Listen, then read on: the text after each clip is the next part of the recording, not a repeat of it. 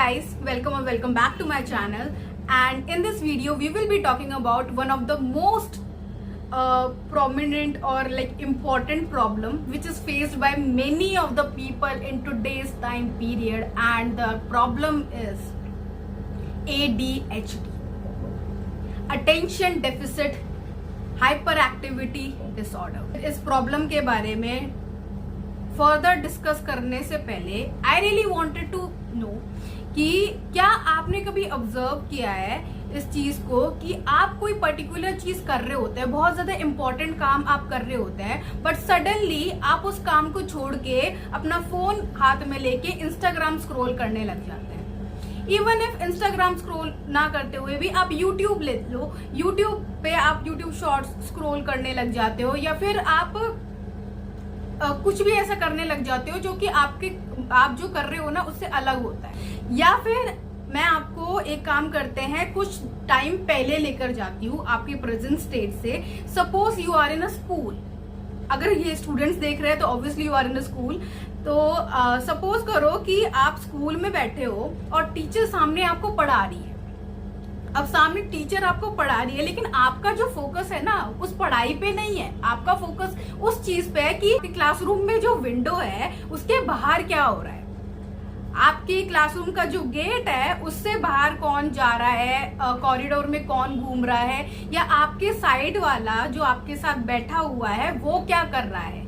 या फिर ये नहीं करोगे तो आप पेंसिल से खेलने लग जाओगे, पेंसिल से कुछ ना कुछ ऐसे मार्क करने लग जाओगे। तो ये सारी चीजें जो है ना, ये attention deficit hyper activity disorder के सिम्टम्स है।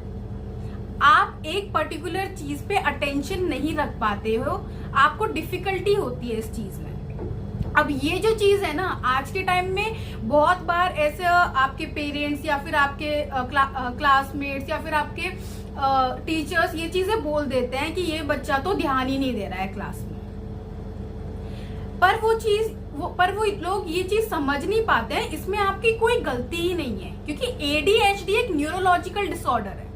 न्यूरोलॉजिकल डिसऑर्डर का मतलब ये होता है कि ये जो चीज है, मतलब आपके जो मस्तिष्क का जो विकास हुआ था अर्ली चाइल्डहुड में, फॉर एग्जाम्पल अर्ली चाइल्डहुड आपका टाइम पीरियड होता है 7 से 11 के बीच में, 7 से 11 साल के बीच में आपके माइंड का डेवलपमेंट होता है, आपके मोटर स्किल्स का, आपके बिहेवियरल पैटर्न का, आपके सराउंडिंग्स का बहुत बड़ा इम्पैक्ट पड़ता है।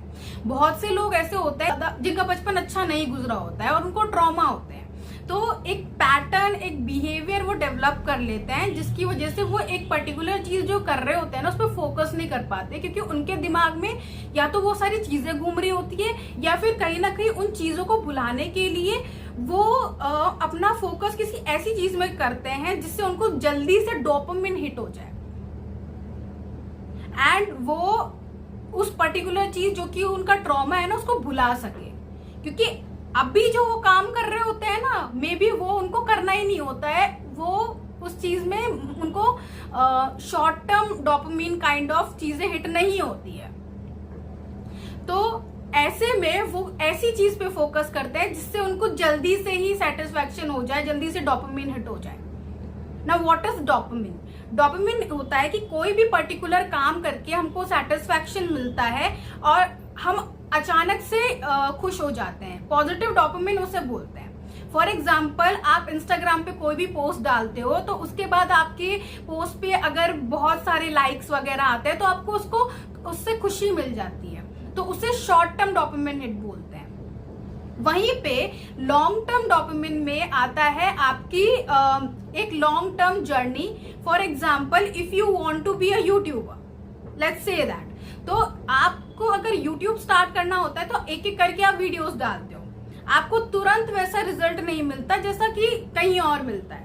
तो धीरे धीरे करके आप जब अपनी वीडियोस डालना स्टार्ट करते हो, आपको धीरे धीरे करके आपके व्यूज बढ़ते हैं। कई बार आपकी वीडियोस हिट जाती भी नहीं है, आपकी मेहनत भी पूरी लग जाती है, तो वो चीज है ना कहीं आपको फ्लस्टर्ड कर देती है और फ्रस्ट्रेटेड हो जाते हो आप, मतलब आपको उस चीज को दोबारा करने का मन नहीं करता। In short it takes a long journey to hit that margin.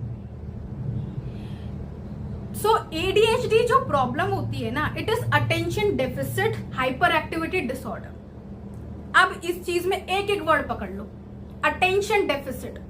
आपका अटेंशन नहीं लग रहा है किसी भी पर्टिकुलर चीज में, एक काम कर रहे हो, अगर उसमें मन भी लग रहा है ना, तब भी माइंड ऐसा रहेगा, एक काम कर रहा है तो बैक ऑफ द माइंड कुछ और चीजें कर लेते हैं। ऐसे जो लोग होते हैं ना, वो एक टाइम पे एक चीजें नहीं कर पाते, उनको ऐसा लगता है ये भी कर लू, वो भी कर लू, कुछ और भी कर लू, दिमाग में मेरे कुछ और ही चल रहा है। तो ये सारी चीजें जो होती है ना, वो उसको ऐसा हाइपर एक्टिव बना देती है कि ये भी करना है, वो भी करना है, और मैं सब करूंगा, ऐसा वो सोचने लग जाता है। एंड समवेयर फिर वो कुछ भी अच्छे से नहीं कर पाता। एडीएचडी, अटेंशन डेफिसिट, आपका अटेंशन लग नहीं रहा। वहीं पे हाइपर एक्टिविटी डिसऑर्डर, हाइपरली एक्टिव होते हैं ऐसे लोग, उनको कुछ भी करना होता है। जैसे कि एक जगह पे अगर वो बैठ के क्लास में ध्यान भी दे रहे हैं, तो अचानक उनका दिमाग कैसे करेगा कि नहीं, मैं पेंसिल लेके कुछ लिखने लग जाऊं, या फिर वो नहीं करूं तो मैं बाहर विंडो पे देख लूं क्या हो रहा है बाहर, एकदम कैसे गाड़ियां वाड़ी चल रही है, आसमान कैसा लग रहा है, ये सारी चीजें वो सोचने लग जाते हैं। यहाँ पर टीचर देख रही है, बच्चा ध्यान नहीं दे रहा, हो गई कंप्लेन घर पे, बच्चा क्लास में ध्यान नहीं दे रहा, अच्छे मार्क्स नहीं आ रहे। अब बच्चा क्या करे, उसको प्रॉब्लम है, कोई समझने को तैयार ही नहीं है।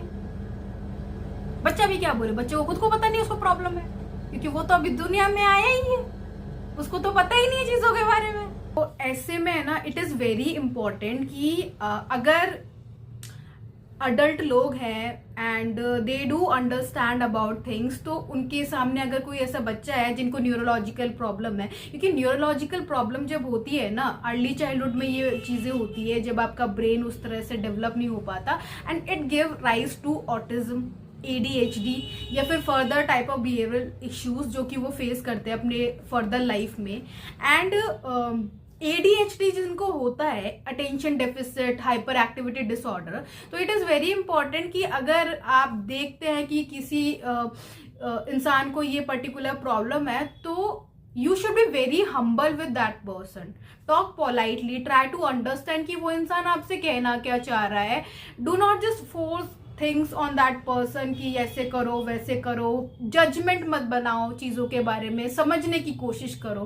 We all are humans and we all should understand each other more rather than judging each other. ये जो पर्टिकुलर टर्म हम लोग यूज कर रहे हैं, ADHD which is attention deficit hyper activity disorder, ये जो चीज है ना, ये भले ही हम लोग इसको एज एन इशू स्टडी कर रहे हैं, but it is very important to note that कि वो ये जो ADHD है, it includes certain amount of people, जो कि एक लिस्टेड पर्टिकुलर चीजों से सिंबलाइज करता है या फिर बहुत ज्यादा कनेक्ट होते हैं।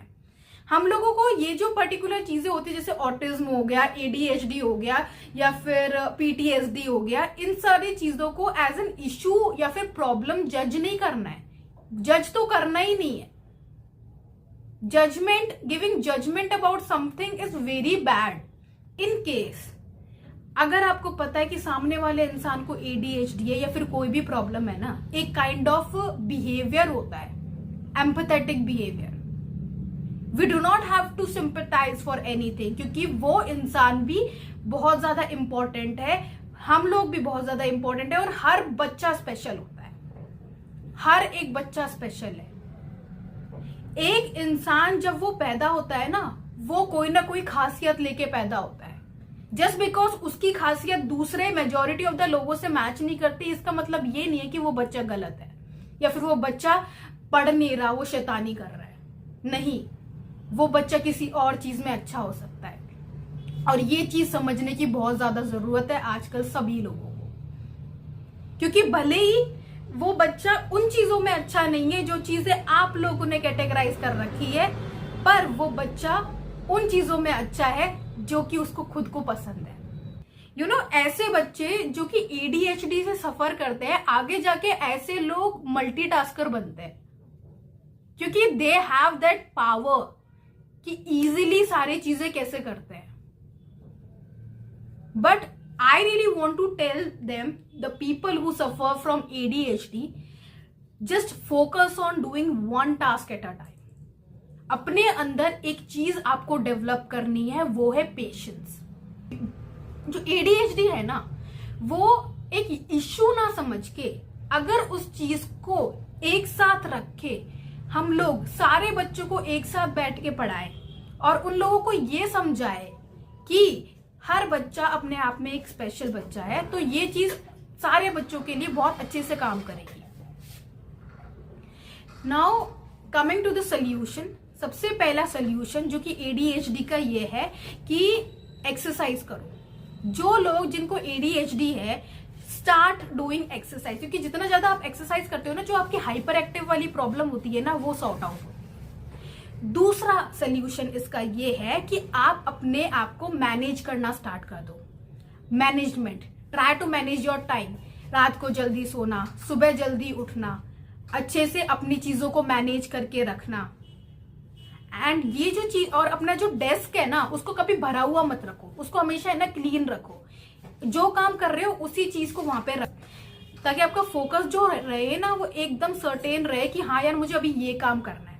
अगर आप अपने डेस्क पे 3-4 चीजें रखोगे ना, तो आपका दिमाग रहेगा नहीं मैं ये भी कर लूं, मैं वो भी कर लूं। ऐसा नहीं करना है। Try to, even though you are smart enough to do all the tasks at one particular time, you should not do it. You should focus on doing one particular task at time. अगर आप 100 काम एक बारी में कर सकते हो, तो आप एक काम 100 तरीकों से कितने अच्छे से करोगे। यहाँ पर वो चीज आपको सोचनी है। यहाँ पर आप एक इंसान हो, आप 10 काम अपने सामने रखोगे, आपकी एनर्जी 10%, 10%, 10% ऐसे करके शिफ्ट हो जाएगी, शफल अप हो जाएगी। आपको एक काम पे फोकस करना है, और जब आप एक काम पे फोकस करोगे ना, तो आपकी 100% एनर्जी, आपका फोकस, आपका फुल अटेंशन एक ही जगह पे जाएगा, और वो काम कितने अच्छे से होगा, सोच के देखो, होगा ना। तो यहाँ पर एक्सरसाइज करो, एक पर्टिकुलर चीज पे ध्यान दो, मैनेजमेंट सही रखो। मोस्ट इंपॉर्टेंट थिंग, अपने आप को खुश रखना सीखो, क्योंकि एक इंसान जो खुद को कंट्रोल कर सकता है ना, वो दुनिया जीत सकता है। With that, we sum up to our video and it's the end of the video. I hope ADHD का ये वीडियो आपको पसंद आया, and if in case आपको पसंद आया and you want more video like this, then do like, subscribe and comment my channel, and I'll see you in the next lecture. So bye.